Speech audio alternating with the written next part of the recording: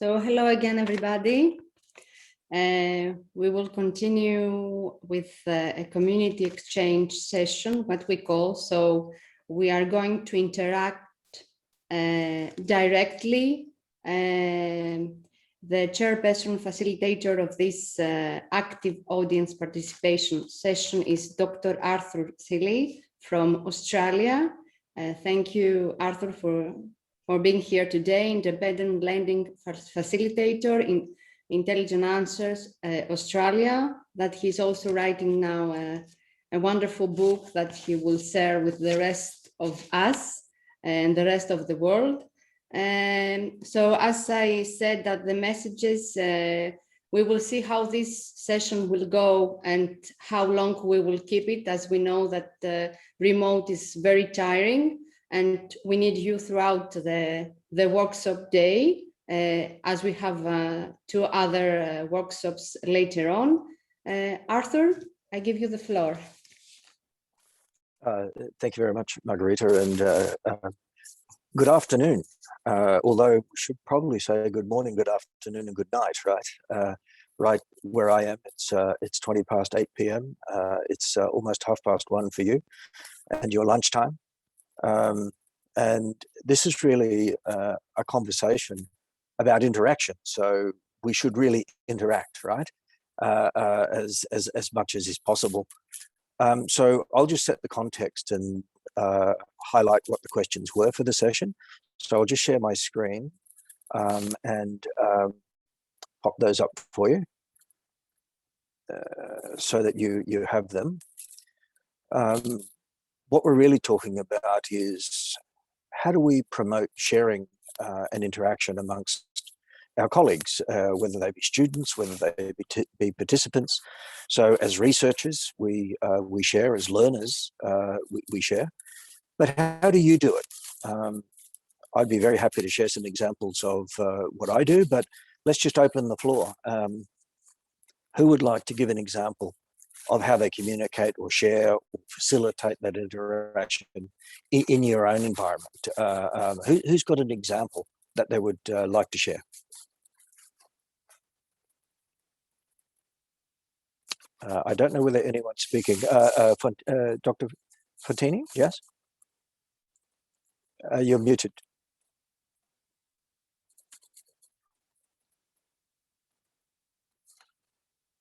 I'm muted. I'm unmuted now. Sorry. Yep. Yes. Good. Great. Thank you. Okay. Thank you. Thank you for this session, and thank you for the opportunity to share an example. I will go back to last year with an example during the pandemic, where during lockdown, where it was full lockdown in the UK, and where students were isolated as we were all in our houses and doing everything virtually. And so during the course that I teach, which is a teacher education course,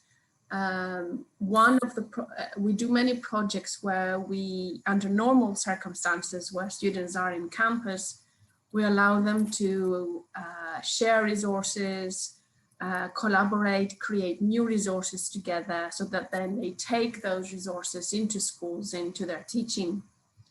And so I was thinking, how can we keep this going during this time and help the students collaborate? So I found myself reading some books and some research, and I found this concept called Pragmatic Imagination. I don't know if you have ever heard of this, which mainly started from architecture as a kind of concept, and then moved on to different disciplines. So, so Pragmatic Imagination actually shows that everybody is capable of creativity. And that creativity is nurtured when you are with others together.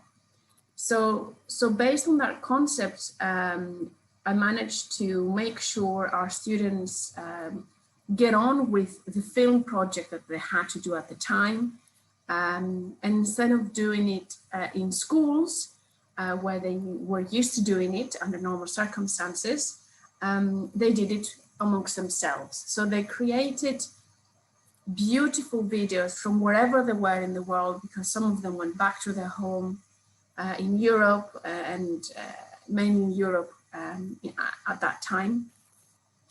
And they actually created the most beautiful pedagogic videos that you could use in the classroom with your students, even though it was very hard to conceptualize that this could actually happen under those circumstances. So thank you. And I just wanted to open up the floor with this example. Thank you for sharing that.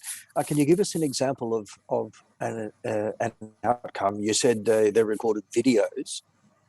Did they interact around each other's videos, or did they just operate focusing on their own? That's a really good question. So there were two levels of that. I put them in groups per language, because we have the opportunity to have French, German, Italian, Spanish, Mandarin. So that was one of the criteria, that they could work together as a group of 3 to exchange ideas and create a pedagogic video based on a theme that they would teach in the classroom, in a language classroom in that case. And they all had to collaborate and see it from the different perspectives, and then come up with a common video, no more than 3 minutes. And so there were amazing results, in the sense that somebody was in France at the time. So they actually went outside and took videos of the place where they were living. Somebody was in full quarantine and showed us around her house and her kids, and doing things in everyday life that were useful linguistically to share. And so everything then was edited with music, with a narrative around it. And then there was a second level of sharing. We had a Google document where we have 100 students on that particular course. And so everybody posted their videos online. And then we also shared the link with all our partnership schools, who are, at that time, there were 120. So you can imagine that the scale of access to this interactive outcome.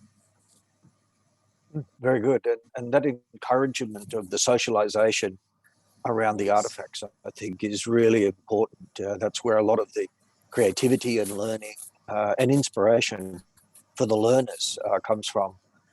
If they just write an assignment on their own as an individual, groups are better, and you've done that.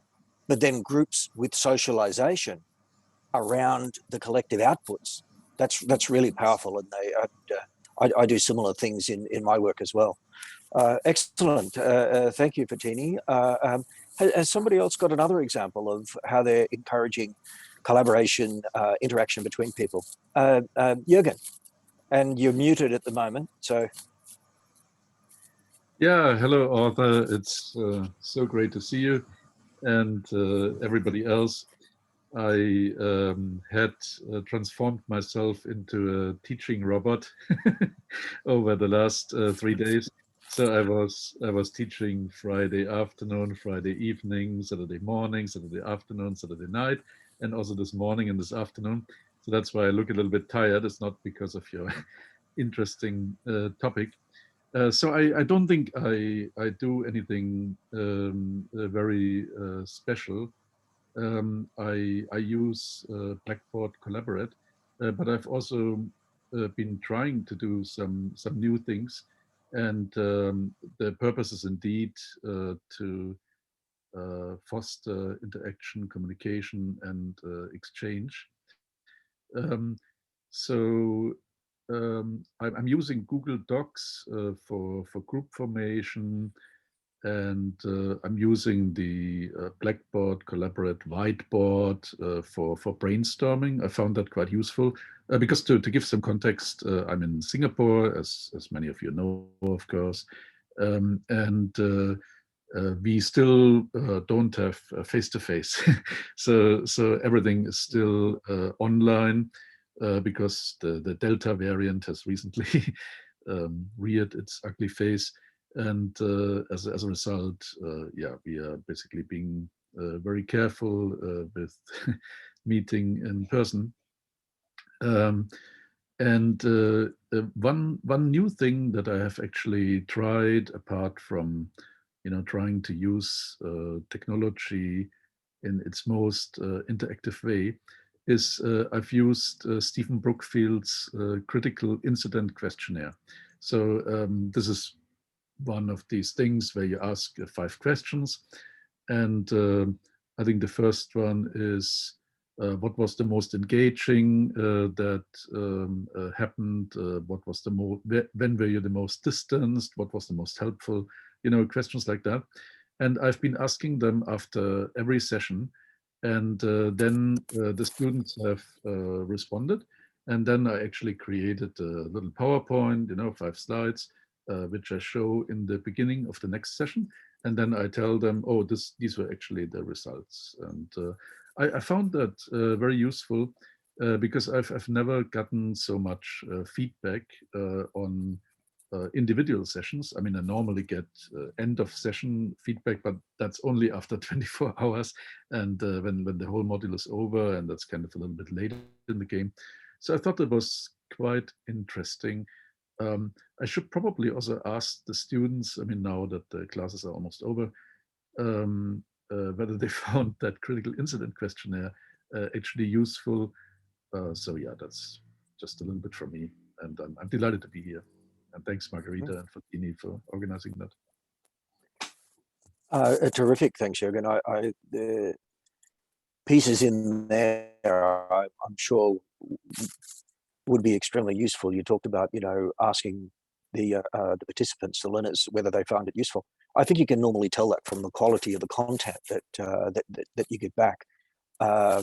So if you're getting a lot of responses, like the students get completely surveyed out, right? And you do the course experience surveys and the teaching scores, and you ask for that. But I find putting in a peer review along the kind of thing that you did to be extremely valuable as well. That process of getting the feedback, you get some really rich feedback because it's talking one-to-one, and they know that it's being looked at, and it makes a huge difference. We could talk about that for a long time, but there were 2 people that have put their hands up. Bigum, you put your hand up first, I think, and then Evangelos after that. So let's go to those 2, and then we'll see anyone else that put up the hand up in the meantime. Over to you, Bigum. Thank you very much. First of all, thank you, the committee, Dr. Margarita, and the amazing team for this event. Also, thank you very much for this presentation. Actually, although I'm not working at the moment, I can say that I was participating in some conferences, and at the beginning of this year, I attended a conference, and I saw that the conference organizers also use WhatsApp as a tool to have better communication and interaction, because they created WhatsApp group for each different panel, and the scholars, the presenters were communicating with each other about their papers. And also, I think there was another event, and I am still in one of these groups. Sometimes they make call for papers announcements or other job openings, maybe through WhatsApp groups. So I think that it's one of the maybe efficient ways to exchange information or news. Thank you very much. Yeah, thank you very much, Bigum, and I apologize if I don't pronounce anyone's names correctly. Australia is such fine, Australia is such a culturally young country, and we don't have too many languages spoken here, at least not in an official way, although we're mainly a country of immigrants, plus, of course, our original indigenous. But so that's why I'm apologizing for that in advance. Just one comment on yours before we go to Evangelos. there are so many amazing tools out there now to facilitate both virtually and face to face. And the social media tools are very powerful. I had a successful PhD student use WhatsApp in Thailand, where she got her students to co-create content rather than to teach them content. So by asking them a series of questions, they had to then go and use WhatsApp and gather data and share the data amongst themselves. It's quite an interesting thesis, looking at using social media as a form of pedagogy, a co-creative pedagogy. That's something I might share with you sometime, Margarita and Fatini. There's probably some interesting work there to be more widely shared. Evangelos, you had your hand up. Yeah. I'm not going to talk about media or the pandemic. Am I okay or out of context? No. We're talking about, sharing ideas and communicating ways to enable people to interact with each other in a collaborative manner, whether that be virtual or face-to-face, and how that enhances learning. Yeah. Well, when I was teaching in Oman, Muscat Sultan Qaboos University, I introduced first inquiry-based learning, with most successful version of it, project-based learning.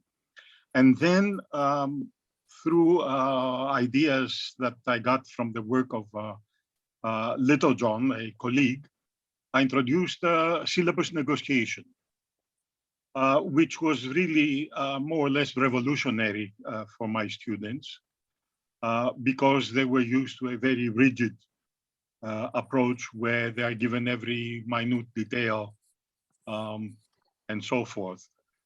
So I found that syllabus negotiation, the way I designed and implemented it, really brought about an explosion of interaction among my students. We would start with the focus group discussion, and then different students could propose projects for the project-based learning. And then those who wanted would get up and support, their proposal. Why a project on Oman after oil would be important. Okay, and then there would be a vote.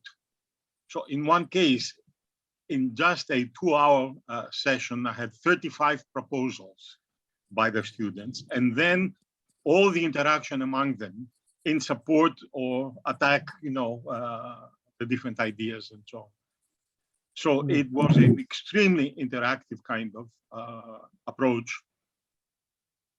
Sometimes it didn't work. At the end of a 2-hour session with all these presentations, support, voting and all that, a student comes up to me and says, "Sir, aren't you going to give us the syllabus?" No, that's lovely. Thank you very much, Evangelos. We have a lot of things in common. Luis Caleb, I'll come to you next. I'll just give a little comment back on this particular comment. One of the things, I wrote an article a couple of years ago called Applied Social Learning Ecosystems, actually in Jürgen's journal. So you can find it there from 2018, I think, but Jürgen may correct me on that. But the project-based learning is really powerful because they're not going out and using Google to find an answer that already exists. What they do is they have to create answers for things that don't yet exist. And that's a really important part of the inspirational learning that happens in that case. Anyone can just go and find something that exists, right? But it takes a special co-creative socialization capability to do it for something real. And when you add real clients on top of that, so if you actually had owners of those problems that the students were working on, that becomes really, really powerful. And so if you can bring industry owners of problems in and ask the students to work on them in that project-based way, that's really, really powerful and works very well. So I'll go to Lewis. Caleb, you've dropped off my screen at the moment, but you had your hand up. Yeah. Just to add something when it comes to interaction. So I come from the younger generation based from this panel, and I think as the youngest of this panel, we are more, let's say, software aware, or let's say technical aware. So we are more interested on using new technology in order to keep the process on learning going. So during the whole year, personally, I teach online during the whole year on my classes, and it was interesting to see how students were into the class when you had time to prepare your classes. Let me explain on that. So from the technical perspective, to get a better, let's say, setup, get a better gear, like a camera, like a microphone, I don't like a better computer, to be able to learn how to teach via another type of platform. I see something about Discord, which is one of the options, or maybe other option available in order to keep bringing this flame on student, on the ability to learn. And us from the younger generation, we are more interested on technical expertise and technical aspect, like you know, having a better setup and stuff. If I show you, for example, my setup now, you just be amazed, because this is basically the thing we have learned from the student. In order to have a better interaction, you need to have a better quality of the classes. But this is the perspective from the younger generation.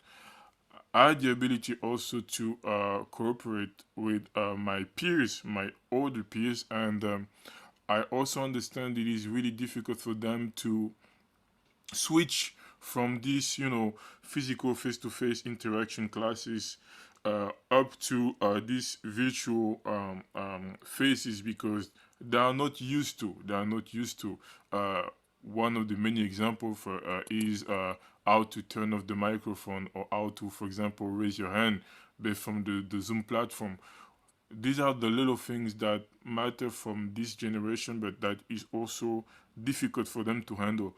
And I do understand, because a lot of my peers are older than me. It is important to help them.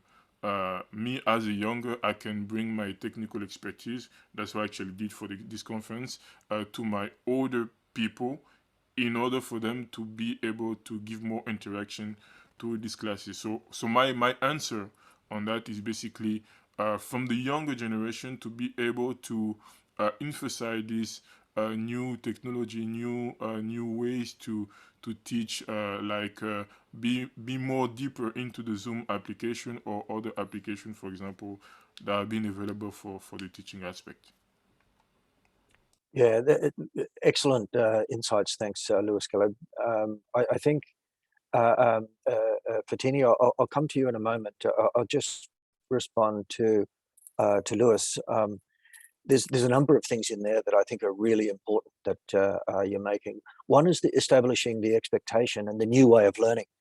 I've found that with students that I interact with, both face-to-face and online.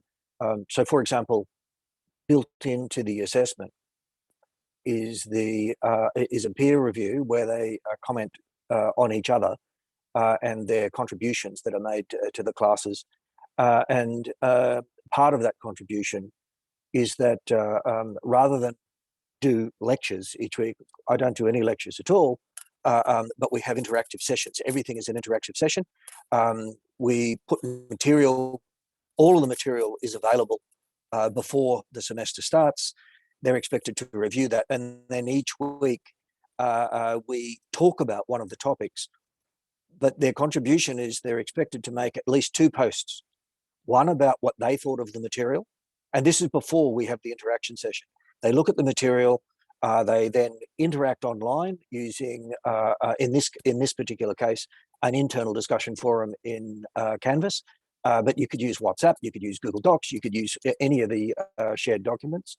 But not only make a post of what they thought of the material, they then have to respond to at least one other post made by another learner.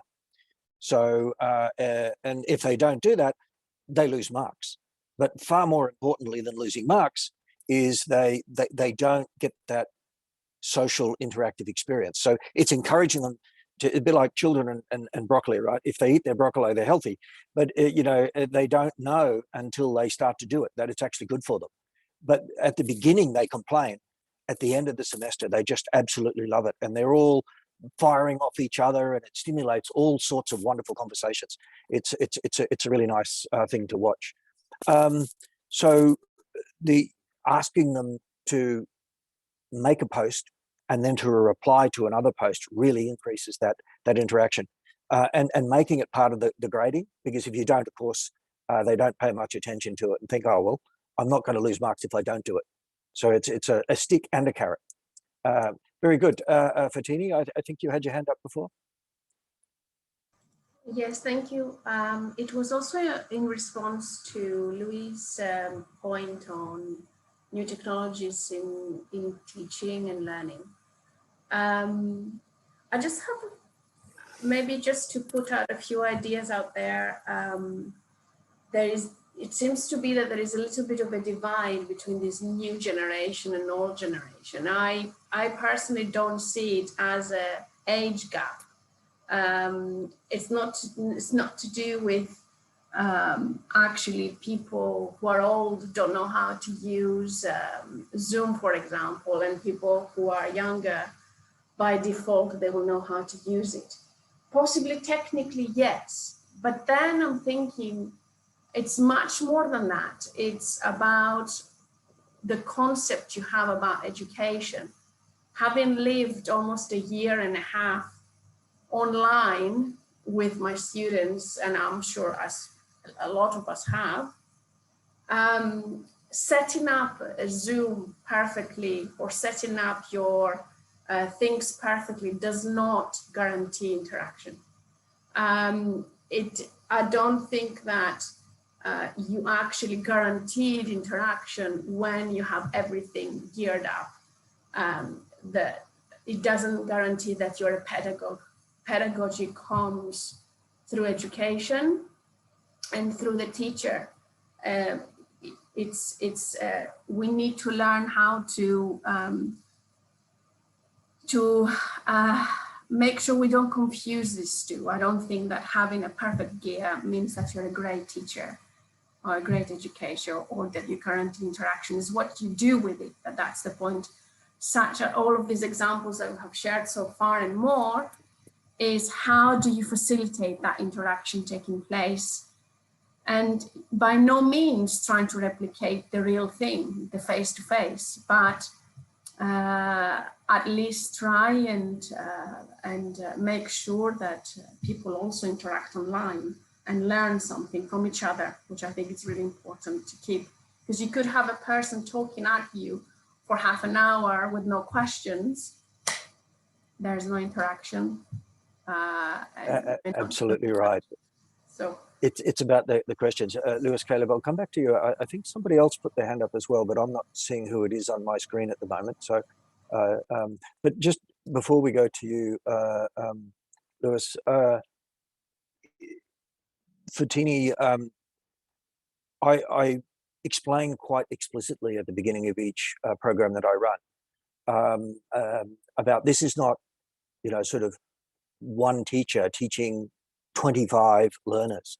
It's actually 26 learners all learning from each other, and getting that mindset of we're all interacting, and anyone can ask a question, anyone can challenge, and the more perspectives you can bring into the conversation, the more powerful the learning happens.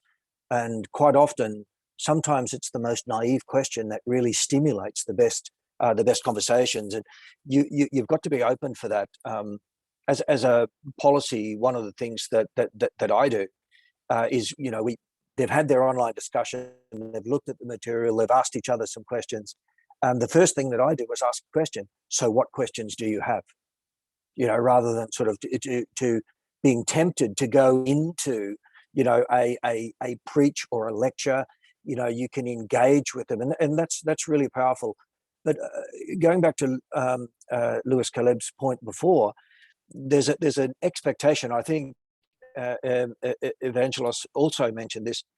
We've got to change the mindsets and the expectations of how this is going to happen. You know, what do we do differently?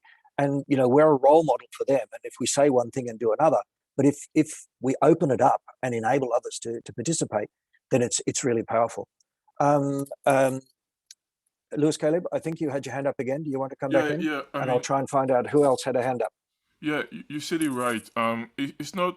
I mean, having the best setup is not mandatory. This is not my point. The point is more on the quality of the learning process. And you said something really interesting. It is about learning also from the student.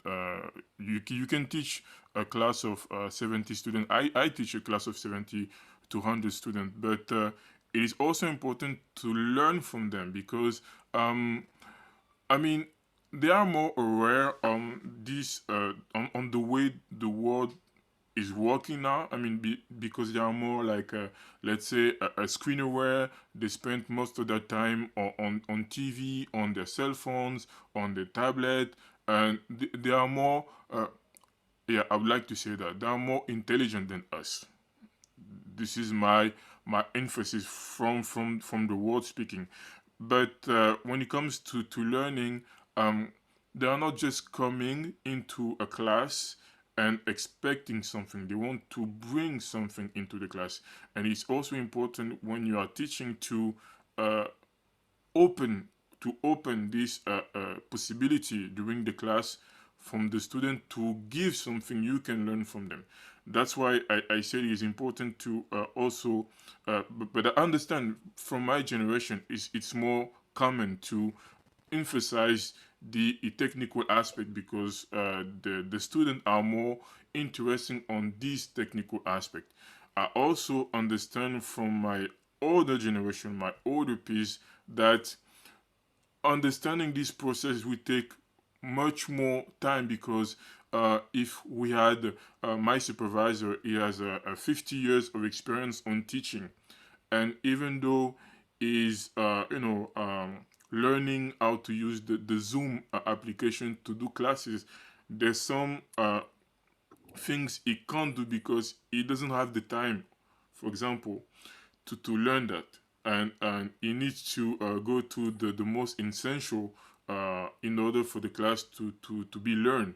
So something I tend to do with him is, when you're at class, I can, for example, be a support for him. Like if we need, for example, to do, let's say, a poll, I will be available to create a poll, and I will be able to give the poll to the student so he can focus on the thing we just did this morning, like Evangelos focusing on the teaching aspect, me focusing on the technical aspect. I think this is taken from my culture and my personal experience.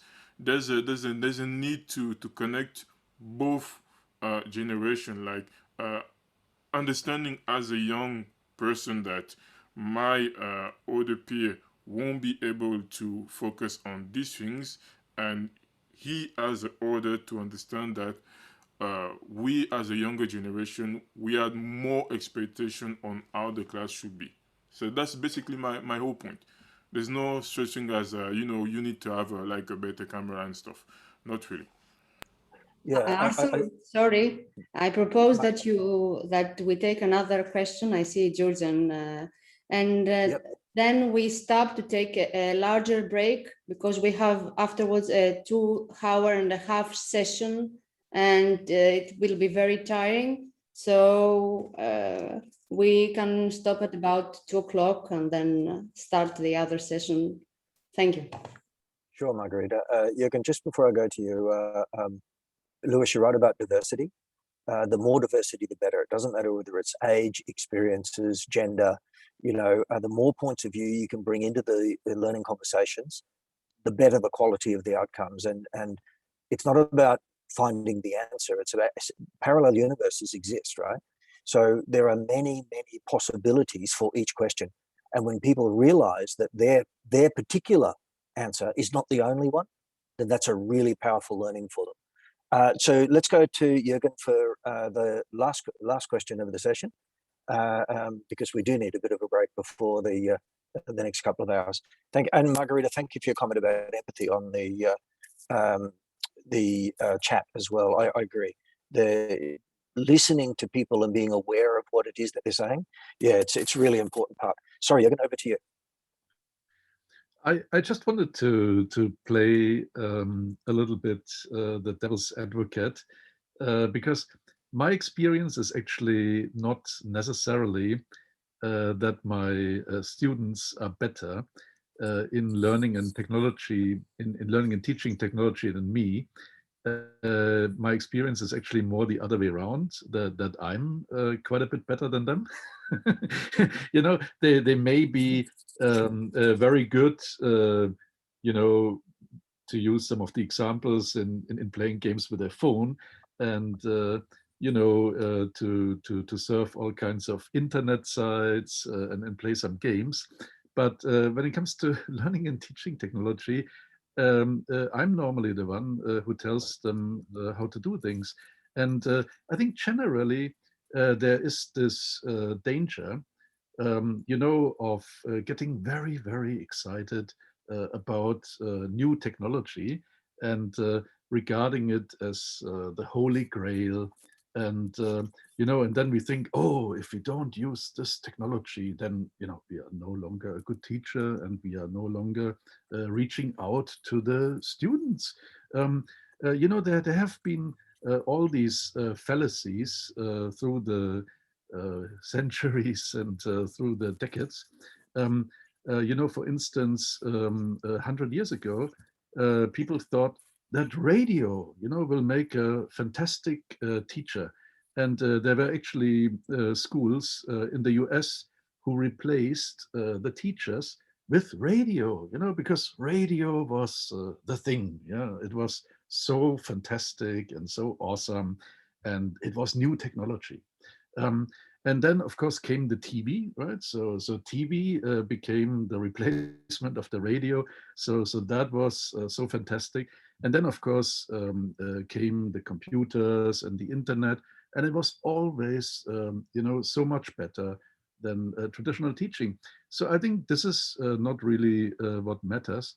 And our friend Louis said that also, right? So I'm not trying to argue against what you were saying, sir, but I'm just sharing my own perspective that to me technology is just a tool, it's just a means, and what matters are different things.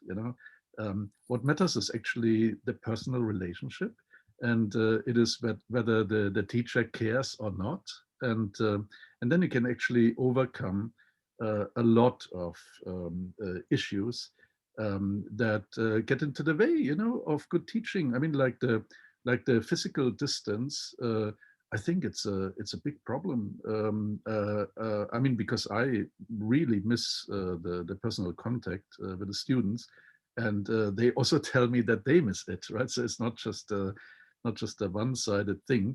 There are, of course, always some people who say, actually, online is very good for me because I don't need to travel and so on. But yeah, I think technology is just a tool, it's just a means, and we should not get overly excited about technology. And I'm not a Luddite, for the record.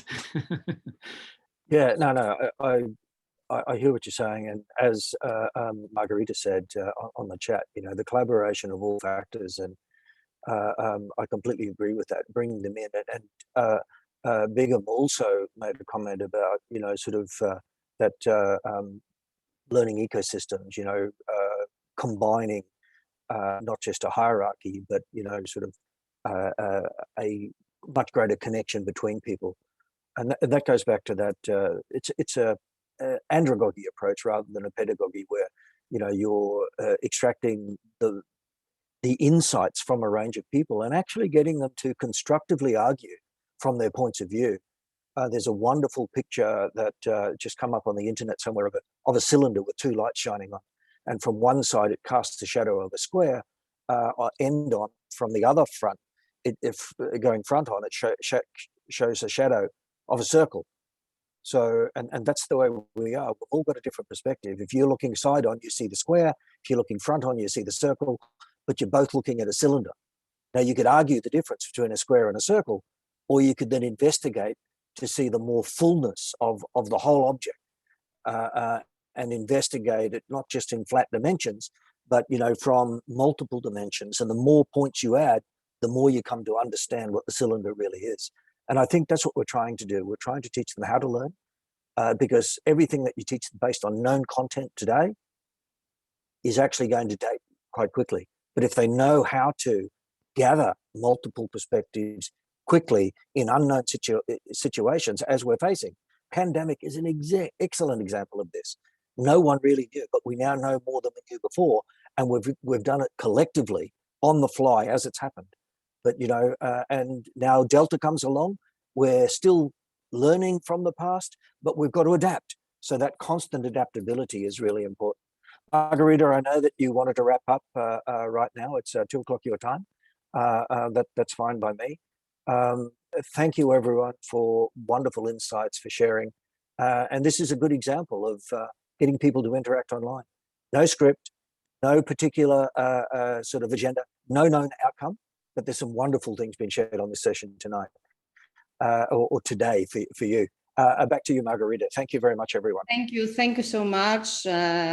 This was a wonderful session, and what we discussed now privately a little bit with Luis is that Arthur was very well prepared for this, so this is amazing. So we can all contribute to the success of something. We need technology, we need people to be ready and to adapt and to be there when they should. So it's a collaboration. It's a collaboration, and like Peter said earlier, learn to face the uncertainty. So we live times that are unprecedented, but be there, be ready to collaborate, be there to share love, knowledge, and all the positive. So we will take a quite big break because who